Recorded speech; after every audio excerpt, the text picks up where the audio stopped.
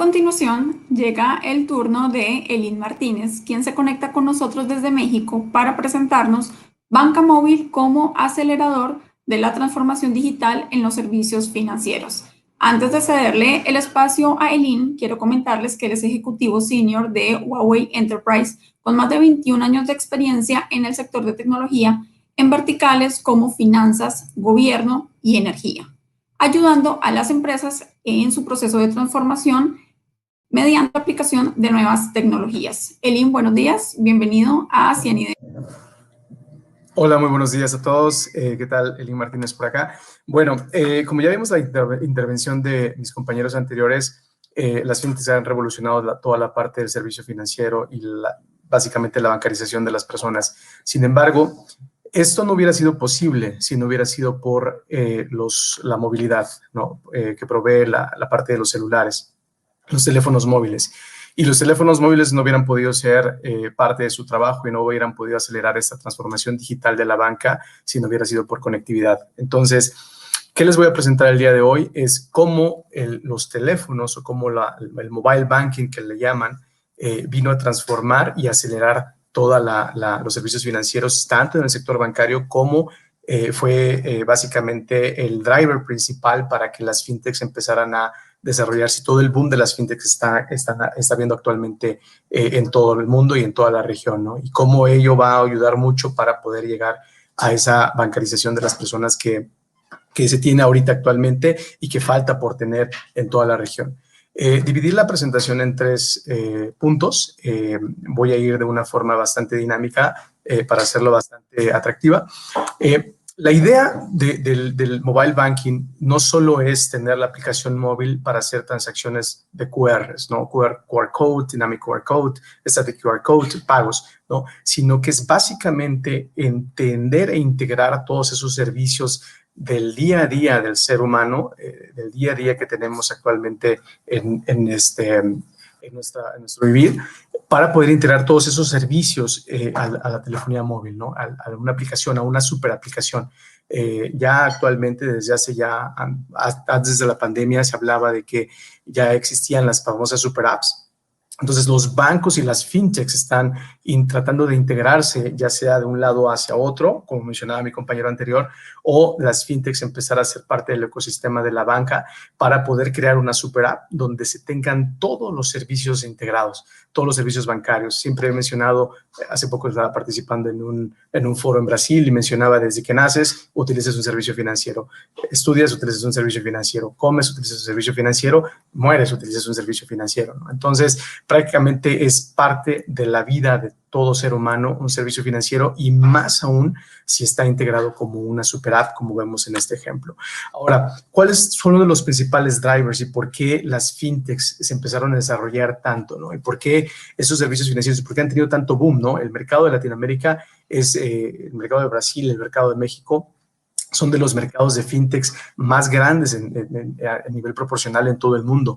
Es impresionante. Por ejemplo, en México, yo soy mexicano, en México hubieron alrededor de 485 requisitos o requisiciones de fintechs para aprobación previo a la pandemia. 140 pasaron el proceso y en ese tiempo en el que se empezaron a procesar, a revisar, la Comisión Nacional Bancaria de Valores empezó a revisar y a procesar esas fintechs, empezaron a crear más requisiciones para poder empezar a proveer servicios financieros que no estaba otorgando la banca, ¿no? Entonces, ahorita es impresionante cómo vino a ser el ramp up de estos servicios financieros proporcionados a través de las fintechs, ¿no? ¿Y esto por qué? Porque existen la necesidad de pagos de última generación, ¿no? Ustedes pueden ver en algunos reportes anuales de los bancos más importantes de la región que previo a la pandemia hubo un incremento de 227% de telefonía móvil, de banca digital, ¿no? Y no banca digital a través de internet, sino banca digital, o sea, a través de la página de internet, sino banca digital a través del teléfono móvil. Entonces, es parte de la revolución y es uno de los principales drivers de la transformación digital de las finanzas, y cómo el teléfono, el mobile banking, cambia el esquema tradicional de la banca de tener personas, de tener apertura de cuentas, de tener la tarjeta, a un ecosistema donde prácticamente es un ecosistema totalmente conectado. Hay sociedades, hay países donde prácticamente se saltaron el uso de la tarjeta. mencionaba en la pregunta, una de las preguntas anteriores, si eventualmente vamos a tener que saltarnos la tarjeta o vamos a dejar de usar el efectivo, por los radios de bancarización y por los radios de digitalización que tenemos en la región, en Centroamérica, en el Caribe, en Latinoamérica, va a tardar un poco de tiempo, va a tardar más de lo estimado, pero la pandemia lo viene a acelerar, ¿no? Prácticamente ya son servicios integrados y conforme se van creando esos ecosistemas, la banca tradicional empieza a crear servicios digitales y las fintechs empiezan a crear servicios o peticiones de regulaciones para poder tener este ecosistema y tener un servicio holístico, ¿no? Entonces, esto es en cuestiones de la necesidad del mobile banking, el teléfono, y cómo vino a acelerar esa transformación. Ahora, ¿cuáles son las estrategias accionables para poder llevar esa digitalización y esa transformación digital? ¿Y dónde y por qué es tan importante el teléfono? ¿Y por qué es tan importante la banca móvil? Primero, porque se cambia todo el modelo de negocio, ¿no? En vez de cuentas bancarias, se tienen aplicaciones móviles, ¿no? Ya las fintechs, originalmente por ser nativas, en su mayoría nativas de cloud, nativas en nube, pues prácticamente el despliegue de servicios digitales es mucho más rápido y el despliegue y las interfaces sobre el mobile banking es mucho más sencillo. Entonces, ya no, o sea, existen, aún cuando existe una relación de cuentas bancarias por un esquema de core banking o regulaciones con tipos de cuentas A, B, C, dependiendo de la regulación del país, ya se cambió el modelo de cuentas bancarias a aplicaciones móviles, ¿no? Se cambió el modelo de transacciones bancarias a una redefinición de los servicios del cliente, ¿no? Ya una de las cosas que tienen las fintechs es que, y porque han pegado mucho, por así decirlo, es que tienen menos fricción que una banca tradicional, ¿no? Los atributos, el famoso KYC, el Know Your Customer, es mucho más ágil, es mucho más customizable, es mucho más sencillo de hacer, es mucho más amigable. Entonces, es por eso que ha tenido muchísimo impacto. Entonces, por esa redefinición de transacciones, ahora a la redefinición de un servicio al cliente. Y al final del día, pasar de clientes bancarios a usuarios móviles, ¿no? Donde ese usuario, a través de esa integración, tenga los servicios diversos que pueda llegar a tener y no tenga que hacer alguna otra cosa más que lo pueda hacer en su celular. Mencionaba Natalia al principio que durante la pandemia, los lockdowns, pues se tenía que hacer algunas transacciones bancarias y afortunadamente aquellas personas que estaban bancarizadas y que tenían de la digitalización de los servicios bancarios pudieron hacerlo a través del móvil, ¿no? Pero aquellas que no tenían, pues tuvieron que tener que hacerse traslados o caer en la parte de morosidad. Entonces, ahí es donde viene el cambio de modelo de negocio, ¿no? Tener usuarios móviles dentro de la banca. Ahora, ¿cuál es el factor principal? El por qué las fintechs están revolucionando este esquema de negocio. Este es un ejemplo real sobre cómo se redefine para un banco tradicional el hecho de tener su core banking system, en muchos de los casos bastante restrictivo, una plataforma que no puede desplegar de forma rápida. He tenido clientes en los que han tenido que pasar 3, 6 meses para poder implementar un servicio digital por los pasos que tiene que seguir, por esta restricción, por la no estandarización. Entonces, la transformación digital en un banco tradicional toma mucho más tiempo. Por eso vemos que muchos bancos están comprando fintechs. Tenemos casos como BBVA en México, tenemos que compró una fintech para poder empezar a desplegar servicios digitales de una forma más ágil. Tenemos otros bancos que están comprando fintechs o que anunciaron la creación de fintech como un banco digital en Perú, en México. Hace un par de días estuve con varias reuniones en Centroamérica de forma digital y bancos tradicionales están ya empezando a querer desplegar servicios digitales a través de bancos digitales o de los famosos neobanks o digital banks. ¿Por qué? Porque la tecnología no se los permite en este momento, ¿no? Entonces no son tan ágiles en ese sentido. Y aún los bancos más grandes, aún los bancos más importantes, este es un ejemplo de uno de los bancos más grandes e importantes del mundo, cómo tuvo que pasar de una transformación tecnológica para poder pasar a un ecosistema centrado en el teléfono, ¿no? Centrado en el móvil. Entonces, esto tiene sus aristas, ¿no? Y tiene sus complejidades. Por un lado, tenemos que para poder desarrollar un plan de acción o un roadmap de transformación a un banco mayor, con un market share bastante significativo, bajo el modelo de negocio tradicional, le puede llevar 1, 2, 3, 4, 5 años en digitalizarse, ¿no? En poder poder empezar a desplegar sus servicios digitales por sus restricciones, por dependencias, porque trabajan como silos, por X o Y o Z, versus el modelo centrado en el teléfono, que básicamente es un modelo que es prácticamente adoptado por las fintechs. Es ahí la diferencia del modelo y el por qué las fintechs han sido disruptoras en este modelo de trabajo y en la bancarización y el impacto de servicios financieros dentro de todo el mundo y la región. Ahora, se escucha muy bonito, ¿no? Se escucha muy bonito tener un modelo centrado en el teléfono, se escucha bonito tener toda la integración de los servicios en una sola aplicación, en una super app, pero ¿qué debe de tener? Debe de tener básicamente, cuando menos, dos esquemas, ¿no? Porque las transacciones, si es de usuario a usuario, si es de usuario a negocio, desde negocio a negocio, negocio a usuario, debe de tener un ecosistema donde pueda diferenciar las transacciones y los atributos que tengan estos usuarios. Entonces, hay diferentes atributos para un consumidor, para un usuario, que diferentes atributos para un mercadero, para un comercio, ¿no? Entonces, debe de tener diferentes segmentos de plataforma sobre la cual corra una plataforma digital que sea flexible, que sea prácticamente ágil, que soporte los teléfonos móviles estándares dentro de la industria. Hay un porcentaje de penetración de banca de teléfonos celulares, de smartphones, impresionante en todos los países, en Guatemala, en Salvador, en Dominicana, hay usuarios que tienen incluso hasta 2 teléfonos. Sin embargo, hay personas en zonas rurales que, si bien tienen un smartphone, pues no tienen conectividad móvil, ¿no? Entonces, tiene que haber el mecanismo para que se puedan empezar a hacer transacciones a través de USSDs, por ejemplo, ¿no? O a través de formas o de protocolos en el que se pueda llegar a más zonas rurales, aparte y en paralelo de la conectividad o el despliegue de conectividad que pueda llegar a verse de forma sostenida en un país, ¿no?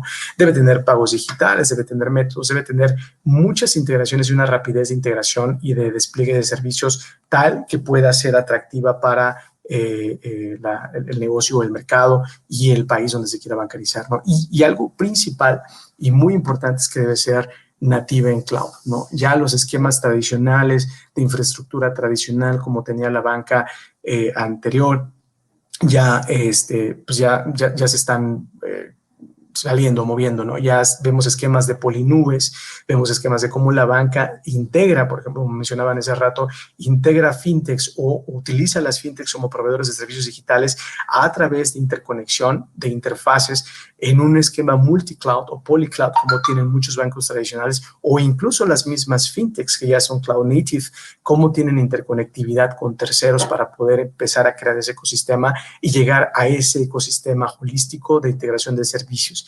Debe ser seguro, debe tener un zero data loss, no debe ser disruptivo en cuestiones de negocio, en cuestiones de operatividad, y debe de ser algo automático que pueda, no necesite un monitoreo de forma manual, ¿no? Entonces, y además debe de integrar servicios, gobierno, finanzas, hospitales, social media, la parte de fondos, tener la posibilidad de poder linkear cuentas bancarias de bancos tradicionales, porque dependiendo de la regulación de cada país, hay fintechs en las que no pueden tener cuentas con un mayor número de fondo. Por eso se le llama la clasificación de las cuentas, las clases A, B, C o 1, 2, 3. Entonces, debe tener la capacidad de poder hacer un cash in, un cash out. Entonces, este es un esquema donde las fintechs o la plataforma financiera digital debe de tener ese tipo de compatibilidad y ese tipo de beneficios para poder empezar a hacer el despliegue tanto a los usuarios como a los mercaderes o a los comercios. Ahora, ¿cuáles son los technical factors importantes para que esto funcione? Una, que exista conectividad, ¿no? Que pueda hacer esa omnicanalidad, como mencionaba, ¿no? La omnicanalidad en el sector bancario es de los puntos más importantes, que tenga resiliencia y que sea confiable desde el punto de vista de conectividad y conexión, ¿no? ¿Para qué? Para que no haya interrupción en los servicios. Uno de los factores importantes a los retos en los que se presentan el sector bancario y que las fintechs están aprovechando mucho es que hay muchas disrupciones, ¿no? Los despliegues en algunos casos por fallas en centros de datos, por fallas en bases de datos, por fallas en conectividad, ha hecho que el churn ratio o el despliegue o el movimiento de ciertos usuarios de banca tradicional a las fintechs se multiplique y sea mayor, ¿no? No solo por la digitalización de los servicios y no solo por la rapidez de los servicios, sino también por la resiliencia y por la capacidad de tener continuidad y conectividad. Que sea cloud native, que sea se puedan desplegar de forma flexible, que por ejemplo una fintech o un servicio digital bancario a través del móvil se pueda ir incrementando de forma paulatina conforme se vaya transaccionando, y cuando haya esos picos se pueda hacer de forma automática, y cuando se quiten esos picos, dependiendo de los casos que se haya o que se tengan en los países, pues se pueda reducir sin necesidad de tener un costo adicional de poder adquirir más tecnología de forma captiva. Entonces, es ahí un punto muy importante en por qué debe de ser nube o cloud native y que debe de crear un ecosistema bastante integrado. Ahora, para finalizar, quiero comentarles los criterios básicos para poder tener éxito dentro del mobile fintech, ¿no? No solo es tener pagos, no solo es tener QRs, no solo es desplegar o desplazar el efectivo, no solo es hacer el bypass de la tarjeta de crédito, ¿no? No solo es la parte atractiva de poder saltarse el intermediario, por así decirlo, para ahorrarse comisiones, sino que es desplegar estos servicios bajo un ecosistema, es apegarse a la regulación, es empezar a integrar servicios varios, diversos, en el que el usuario pueda tener esas transacciones no solo de pagar, sino también de hacer cash ins, ¿no? Hay ejemplos muy significativos a nivel mundial. Les puedo mencionar un ejemplo muy claro, sin mencionar nombres de proveedores o de clientes de nosotros, donde hemos participado en alrededor de 30 proyectos a nivel mundial. Pero un caso muy significativo es cuando en uno de los países de África, donde había un esquema de menor bancarización a nivel mundial, donde había un esquema de menor conectividad. Habían personas que tenían que viajar 18 kilómetros para sacar 1,000 pesos, voy a hablar, ¿no? 1,000 pesos de un cajero automático. Y para ir a sacar esos 1,000 pesos del cajero automático, tenían que pagar 300 pesos de viaje, más 300 pesos de regreso, eran 600 pesos. Les quedaban 400 pesos. Entonces tenían una pérdida real de su poder adquisitivo de un 60%. Entonces, ese tipo de escenarios, ese tipo de casos de uso, ese tipo de beneficios son los que deben adoptar las fintechs para poder ser exitosas. Y no solo el esquema de pagos, no solo el hecho de te presento un QR y lo pago, sino que también pueda tener conexión con estos servicios, préstamos con esquemas bancarizados, linkeo de cuentas, servicios que puedan automatizarse, y eso es algo clave para poder tener ese éxito y para poder tener ese impacto dentro de la inclusión financiera que tanto se requiere en nuestra región. Por mi lado, espero que haya sido de mucha utilidad. A mí me apasiona muchísimo este tema del sector financiero. Durante 21 años he trabajado en sectores financieros. Entonces es algo que a mí me gusta mucho, llevar estos servicios financieros o ayudar a nuestros clientes para que puedan bancarizar a más personas y pueda hacer un negocio y una vida más ágil y más próspera para nuestra sociedad. Les dejo mis datos de contacto en LinkedIn para que con toda confianza puedan contactarme. Muchísimas gracias, Elim, por tu presentación muy rica, y empieza a cerrar un poco todo este ecosistema y llevándonos a la vida dentro del celular, pero con un montón de temas que tenemos que tener en cuenta si queremos que ese mundo financiero transcurra en nuestros dispositivos móviles. Ahora, tengo una pregunta basada en lo que planteaste, y es la siguiente: si los bancos terminarán convirtiéndose en fintechs o comprándolas, o las fintechs comprarán bancos para formalizar y potenciar sus negocios, ¿cuál crees que va a ser la principal tendencia en esta línea en base a todo lo que planteaste y a lo que ustedes están viendo hoy que ocurre en el mercado? Sí, va a ser una tendencia híbrida porque va a depender mucho de la regulación en cada país y va a depender mucho de las necesidades y la bancarización de las personas. Tenemos ejemplos muy claros. Por ejemplo, en Europa hay bancos que decidieron convertirse, bancos tradicionales que decidieron convertirse en empresas tecnológicas. Dijeron, bueno, la banca va a seguir, yo puedo seguir proveyendo servicios financieros, pero me voy a dedicar más a crear una compañía tecnológica. Tenemos incluso compañías de retail que están convirtiéndose en bancos y que están convirtiéndose después de saltar a bancos a compañías digitales. Por otro lado, tenemos también en Asia, donde el sector de fintechs o de digitalización y de penetración de mercado es mucho más amplia y más avanzada, donde hay fintechs y en las últimas 2-3 meses han habido muchísimas adquisiciones de fintechs, o sea, fintechs nativas que crecieron de forma nativa comprando bancos. O sea, ¿por qué? Porque les ayuda a potenciar sus servicios financieros de cara a expandir sus servicios financieros en base a la regulación. O sea, ¿por qué? Porque es tan explosivo el esquema de las fintechs en todos los países a nivel mundial que los reguladores están tomando ese tiempo para poder analizar, ¿no? Para poder establecer nuevos mecanismos, nuevas regulaciones, nuevos tipos de cuentas, nuevos tipos de transacciones. Hay bancos centrales en los que ya están queriendo crear sus monedas digitales para poder hacer competitividad a las criptomonedas, para poder regular un poco más las transacciones electrónicas. Entonces, va a ser un modelo híbrido. Yo creo que al final del día vamos a terminar conviviendo en un ecosistema donde los bancos van a tener que integrarse con las fintechs y las fintechs van a tener que integrarse con los bancos. O sea, no van a ser business partners, no van a ser, por así decirlo, competencia per se. Van a tener que crear un punto de inflexión y de integración donde de cara a un bien común puedan trabajar de la mano, ¿no? Pero va a ser híbrido dependiendo de cada país y vamos, eso nos va a ayudar mucho a poder bancarizar a esas personas que no tienen una cuenta bancaria y tener la inclusión financiera que tanto se requiere. Definitivamente. Muchísimas gracias, Elim, por tu participación. No tenemos más preguntas en este momento. Tenemos una que nos ha planteado Willy Valverde, pero que no es específicamente para ti. La voy a hacer ahora, pero Willy, te anticipo que la van a estar respondiendo en unas conferencias más adelante y donde Willy nos pregunta, dice, dentro de lo que hemos visto hasta ahora, no veo una relación o integración en la fintech con las monedas digitales. Y la pregunta de él es si existe por defecto o se están desarrollando de manera separada. No sé si quieres hacer algún comentario sobre eso o lo dejamos para cuando vamos a tocar el tema específico de criptos en ese sentido.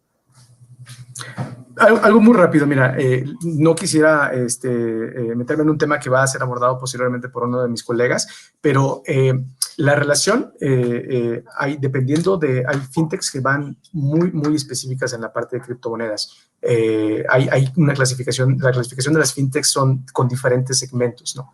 Entonces, una de ellas son las criptomonedas y son las que, en cierta forma, están pasando por un proceso de regulación un poquito más lento o un poquito más tardado por las consideraciones de los bancos centrales, ¿no? Los bancos centrales del BIS a nivel mundial, los bancos centrales, por ejemplo, de cada país. Hay un segmento muy atractivo y muy específico de criptomonedas de las fintechs y yo estoy muy seguro que lo van a abordar en una charla posterior.